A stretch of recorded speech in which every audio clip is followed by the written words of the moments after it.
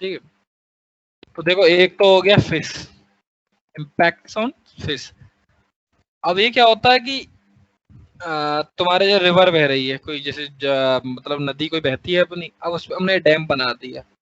ठीक है, जैसे होता भी अगर यमुना रिवर का देखा जाए तो हथनी कुंड डैम है अपना, बैराज बना रखा है एक। वहाँ क्या होता है कि हरियाणा पूरा पानी रोक लेता है इसका, और अपनी इंडस्ट्रीज कैनाल वगैरह में सप्लाई कर देता है, अपने लिए यूज कर लेता है, और आगे बहुत कम पानी को छोड़ता है।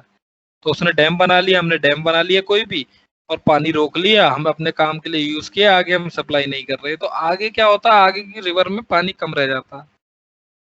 पानी पानी कम रह जाएगा तो वहाँ फिशरीज वगैरह नहीं होंगी, इरिगेशन वगैरह के लिए यूज नहीं होगा, तो वहाँ की जो सारी चीजें वो चेंज हो जाएगी।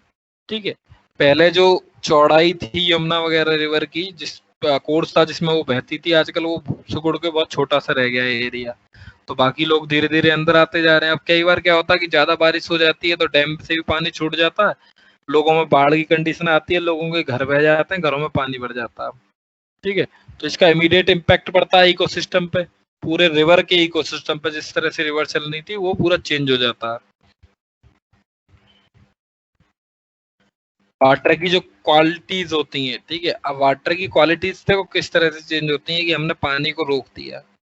ठीक है, हमने पानी को जब वहां रोक दिया तो उस कंडीशन में क्या होता है, उसके साथ आने वाली मिट्टी, उसके अंदर जो थोड़े बहुत बैक्टीरिया वगैरह होते हैं, जो, अब ऐसा तो होता नहीं है कि पानी के अंदर भी थोड़ा बहुत तुम्हारे प्लांट्स वगैरह भी होते हैं, वो सारी चीजें रुक जाती हैं वहीं। उससे क्या होता है, इंटरप्ट होती हैं सारी चीजें, और इंटरप्ट होने के बाद जो यूजफुल बैक्टीरिया, जैसे गंगा का पानी कभी भी खराब नहीं होता, जो तुम पहले ही बता रहा था मैं, उसमें इस तरह का बैक्टीरिया होता है कि जो हमारे लिए तो ईडेबल हो सकता है कि हम उसे खा लेते हैं, पी लेते हैं, कोई प्रॉब्लम नहीं आती, पर वो बाकी जो हार्मफुल बैक्टीरिया होते हैं उन्हें किल कर देता है, मार देता है। ओके, तो इस तरह के जो सारे अपने जो यूजफुल चीजें हैं वो रुक जाती हैं डैम वगैरह की वजह से। आगे केवल वाटर फ्लो होता है जो धीरे धीरे खराब होने लगता है, जो लाइफ साइकिल है फिशरीज की वो भी खत्म हो जाती है, डैमेज हो जाती है। देन आता है सॉइल इरोजन। ठीक है, अब सॉइल इरोजन का मीन्स ये हो गया कि जैसे मिट्टी बहा ले जाती है।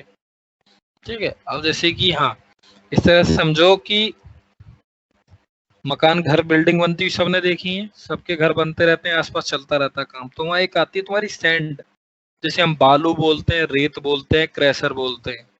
ठीक है, क्रैशर मीन्स ये हो गया कि पत्थरों को पीस के हमने बना ली।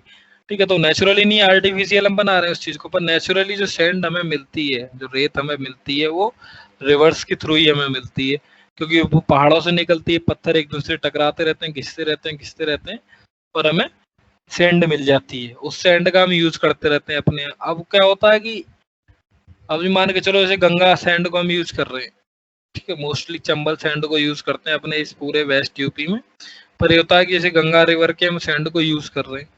अब उसमें क्या हो गया, हमने डैम बना दिया कोई, ठीक है, हमने डैम बना दिया तो वो क्या है, वॉल बन गई बहुत बड़ी दीवार। अब जितनी मिट्टी आई, जितनी सैंड आई, वो रुक गई, केवल आगे तो वाटर फ्लो हो रहा।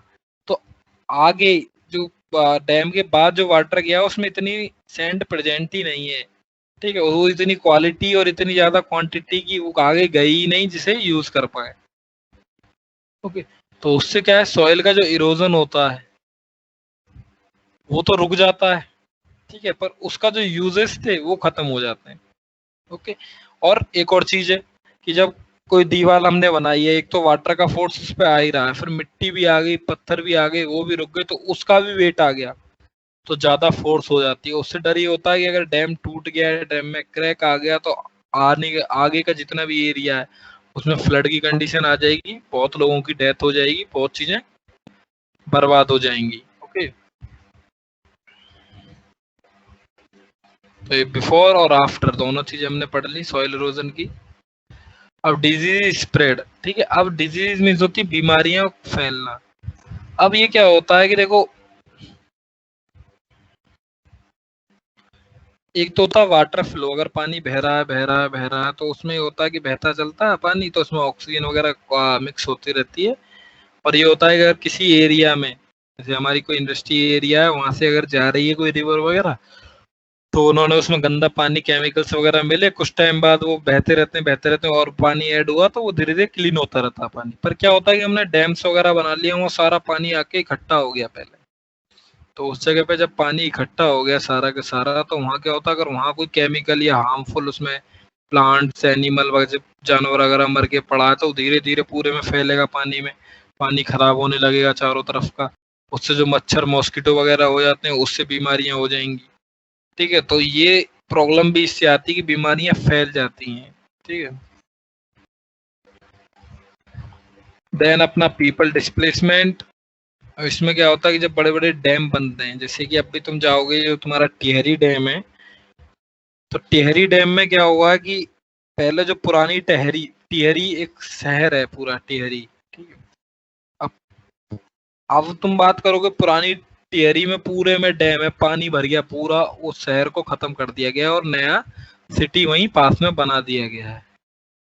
ठीक है, तो यही है कि लोगों को अपनी जगह जमीन सब छोड़ के दूसरी जगह जाना पड़ गया। इस पर मतलब लोगों ने अपना विरोध किया था, पर वो हो नहीं पाया। मूवमेंट वगैरह भी चलाए, आंदोलन वगैरह भी किए, पर वो ये कि गवर्नमेंट की आगे वो चीजें चल नहीं पाती लोगों की ज्यादा, तो उन्हें हटना पड़ा और नया शहर उन्हें दे दिया गया बना के कि आप इसमें रहिए। पुरानी टिहरी जो सिटी था उसे कम्प्लीटली सबमर्ज हो गया, पानी के अंदर डूब गया। ओके, तो उससे क्या होता है कि जो लोगों के खेत वगैरह थे, बिजनेस वगैरह थे, वो खत्म हो गया। अब किसी पर ज्यादा पैसा था तो उसने अपना घर सेटअप कर लिया दोबारा, जिन पर नहीं था उन्हें वो छोड़ के जाना पड़ा। ठीक है, उनकी नौकरी गई, घर गए, सारी चीजें चली गई, तो लोगों का डिस्प्लेसमेंट भी होता है।